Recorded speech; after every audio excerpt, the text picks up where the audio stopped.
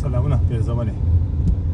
دا موبایل مې کولاو کو دا مخکې موټر سایکل والا تاسو ګورئ په یو لاس موټر سایکل نه ولې په بل لاس یې موبایل نه ولې اوس خو چې دی نو چې کله څوک موټر چلوي نو هغه د شپې دې ووي او ورته تنبیه کړي چې ډرایوینګ دوران کې موبایل مشکل نه مه کوئ ریکارډینګ هم نه دی پکار زما په نظر باندې بهرحال دا اکسرسایز دلته کې دقسې کېږي او کوم موټر سایکل والا چې بله ورځ هم چې دی نو اکسیډنټ وشي زلمی کسي د هغه چې دی نو مور یې پلار یې ښځه یې بچي بعضې پکې چې دی نو څه بېوسته وي مور و پلار یې هغو له یو لوی تکلیف جوړ کړي نو اوس یو کال وکړو دا بل کار یې وکړو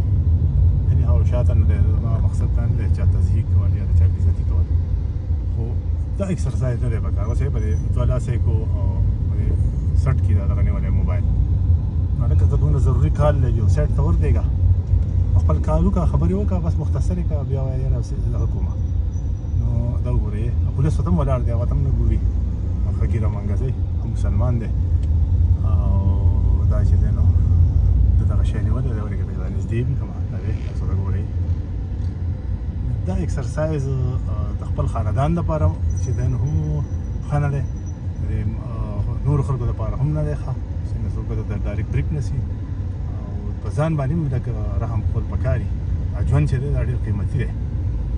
او یو درز پکې جوړ شي او موټر سایکل واسې هم چې دی نو اکسیډنټ ډېرې کېږي بس تاسو ګورئ بس دا دې باندې ښه مې رانږدې کړو داسې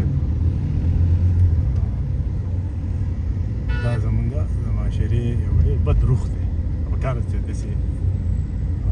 عادتونو نه یا د دې څیزونو مونږ ډډه وکړو د اوس هم نیولی موبایل